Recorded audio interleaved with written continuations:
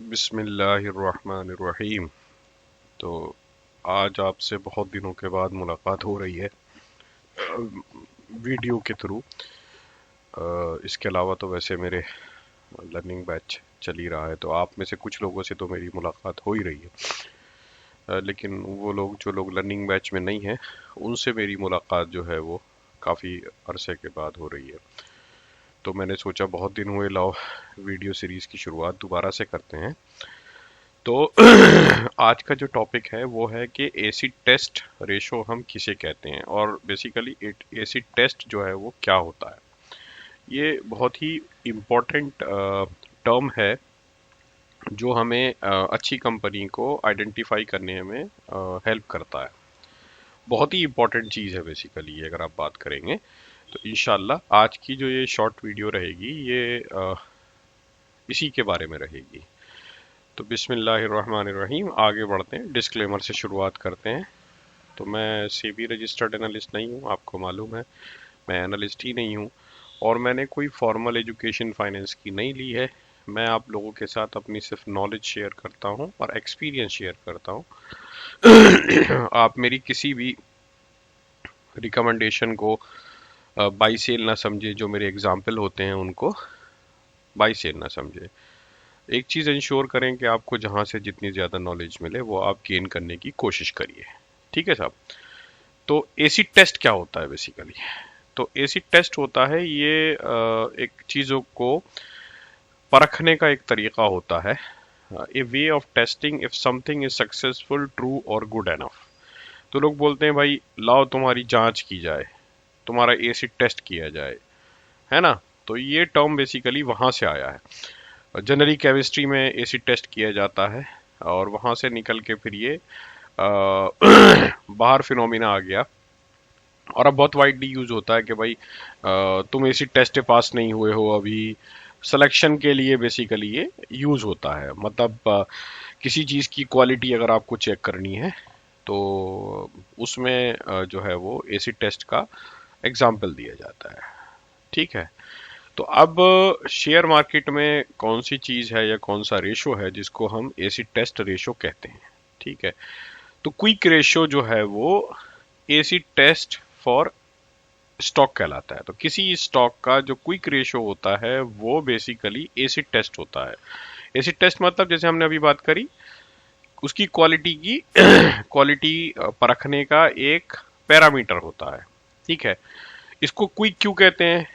Quick इसलिए कहते हैं कि भाई ये शॉर्ट टाइम फ्रेम के लिए होता है बेसिकली, इसलिए हम इसको क्विक कहते हैं। मैं आगे इसको एक्सप्लेन करता हूँ। पहले हम बात करते हैं कि ये बेसिकली होता क्या है। तो ये जो रेशो होता है, अगर हम बाय डेफिनेशन जाएं, it's a financial ratio that measures a company's ability to pay off its current liability with current asset. तो इसका मतलब क्या हुआ? इसका मतलब ये हुआ कि कंपनी के पास जितने एसेट हैं, यानी कि कंपनी के पास कैश है, कंपनी के पास कितना रिसीवेबल आने वाला है, और कंपनी के पास कितनी बेचने वाली सिक्योरिटीज हैं, है ना। वो अगर हम कंपनी के ऊपर कितना कर्जा है उससे डिवाइड करेंगे तो जो नंबर निकल के आता है वो क्विक रेशो कहलाता है। ठीक है। इसी तरीके से दूसरा है, सेम ही है, करंट एसेट को में से अगर हम इन्वेंट्री और प्री पेमेंट को माइनस कर दें और उसको फिर लायबिलिटी से डिवाइड कर दें तो जो नंबर निकल के आता है वो एसिड टेस्ट या क्विक रेशो कहलाता है। ठीक है। अब तो ये इसकी डेफिनेशन है। अब ये क्या बताता है बेसिकली? ये बताता है कि कंपनी की पोजीशन एज ऑफ नाउ, आज जब हम बात कर रहे हैं, और कंपनी को हम बोलते हैं कि भाई आप अपने सारे जितना भी आपके पास हिसाब किताब है वो पे करो और अपनी लायबिलिटी क्लियर करो, तो कंपनी की हैसियत कितनी है कि वो उस सारे कर्जे को पे कर पाए। अब इसमें एक चीज है कि जैसे मैंने इससे पहली स्लाइड में बात करी थी कि ये बेसिकली शॉर्ट टाइम के लिए होता है। शॉर्ट टाइम के लिए मतलब 90 डेज के अंदर जितना उसका हिसाब किताब होता है उसके लिए ये मेजर किया जाता है। 90 डेज के रिसीवेबल, 90 डेज का लायबिलिटी एटसेट्रा एटसेट्रा। मतलब टोटल टाइम फ्रेम जो है क्विक रेशो को जब आप लेंगे तो उसमें सारी चीजों को जो कंसीडर करेंगे वो विद इन 90 डेज वाली कंसीडर करेंगे। ठीक है।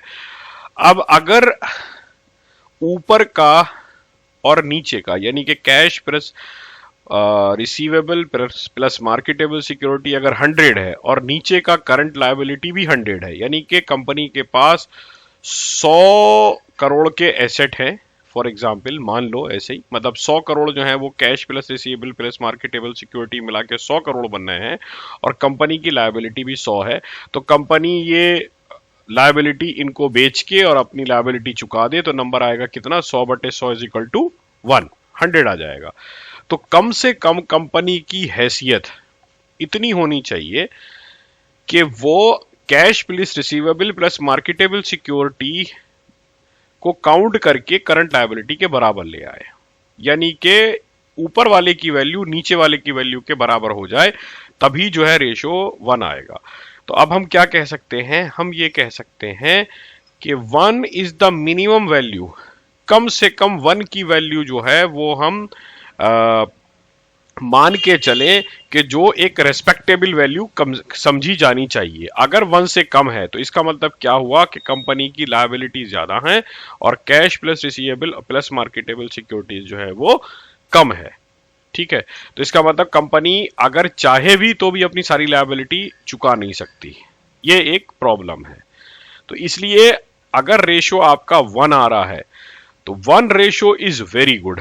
अब अगर 1 के ऊपर जा रहा है, फॉर एग्जाम्पल रेशियो 1.5 आ रहा है, तो 1.5 का मतलब हुआ कि 1 में तो वो पूरी चुका देंगे, 0.5 जो एक्स्ट्रा आ रहा है वो उनके पास बचा रह जाएगा, यानी कि कंपनी अगर अपनी सारी लायबिलिटी चुका देती है तो कंपनी के पास उसके बाद भी पैसा जो है वो बचा रह जाएगा। ठीक है, ये उसका बेसिकली पैरामीटर हो गया। अब अगर हम इसको यहां पर चेक करते हैं तो जो 0 वाली कंपनी है वो तो वर्स है, जो 1 वाली है वो फाइन है, 3 वाली उससे बढ़िया है, 5 वाली उससे बढ़िया है, 10 वाली। तो अगर इसको हम स्केल पे मेजर करें तो अगर 0 से शुरुआत करते हैं तो 0 सबसे घटिया और उसके ऊपर जैसे जैसे हम बढ़ते चले जाएंगे वो अच्छी होती चली जाएगी। ठीक है, मैंने अभी जैसे बात करी कि 1 से ऊपर जो वैल्यू है वो बेस्ट है। ठीक है, इसका मतलब क्या है कि कंपनी के पास इतने लिक्विड एसेट हैं कि वो करंट लायबिलिटी को पे ऑफ कर सकते हैं और कोई प्रॉब्लम नहीं है। ठीक है, अब इसमें कुछ प्रॉब्लम्स हैं, जैसे हमने बात करी कि सिर्फ 90 डेज के जो एसेट और लायबिलिटी हैं उनको काउंट करता है, औरों को नहीं करता है। फ्यूचर कैश फ्लो को काउंट नहीं करता है। मान लो कोई कैश ऐसा है जो 90 डेज के बाद आने वाला है, ये उसको काउंट नहीं करता है।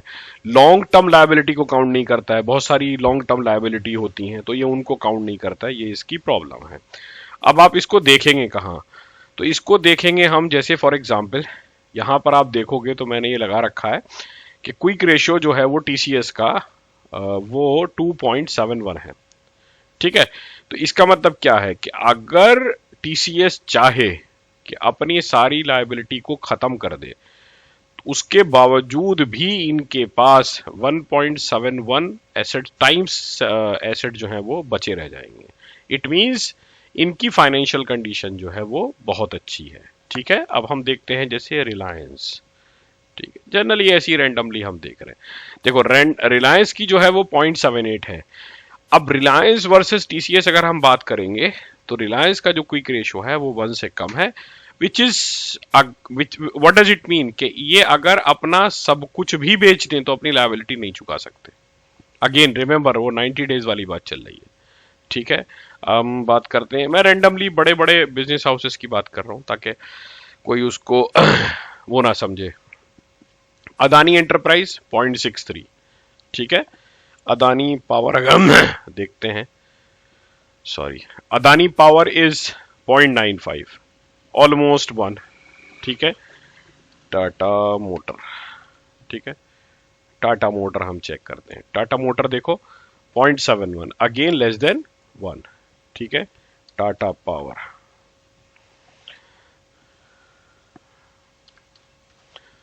टाटा पावर, टाटा पावर 0.57, तो यहां पर जो है वो सिचुएशन इतनी अच्छी नहीं है।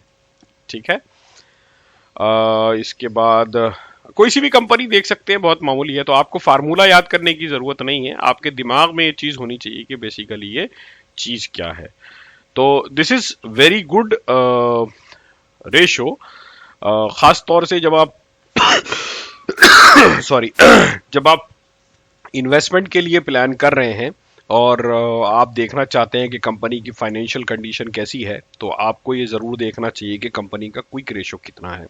अगर कंपनी बहुत बड़े फंड हाउस से आ रही है, जैसे मान लो बिजनेसमैन है कोई, जैसे रिलायंस है या टाटा है या मान लो और भी कोई बड़ा बिजनेसमैन है और वो अराउंड 0.8 है और बाकी सारे पैरामीटर्स बहुत अच्छे हैं, so that is up to some extent acceptable. But अगर कोई कंपनी अननोन है, उसका डेट टू इक्विटी 1 से ज्यादा है या 0.7 से ज्यादा है, क्विक रेशो जो है वो आप ये समझो 0.5 है, 0.8 है, फॉर दैट मैटर 0.9 है, तो आपको फिर सीरियसली सोचना चाहिए कि क्या आपको उस कंपनी में इन्वेस्ट करना है या नहीं करना है। ठीक है, तो ये आज का वीडियो था। शुक्रिया बहुत बहुत। Trade to learn money will flow, ये हमारा लोगो है बेसिकली और हमारा मोटो है कि आप लोग सीखिए, सीखने पे ध्यान दीजिए, इंशाल्लाह मनी खुद ब खुद आएगी। और जिन लोगों को नहीं पता है उनको मैं बता दूं कि लर्निंग बैच हमारा 1 जो है वो ऑनगोइंग है। फर्स्ट 2 सेशन उसके हो चुके हैं, हर सैटरडे 9 बजे के लगभग वो होता है, 9 से 10 हर वीक।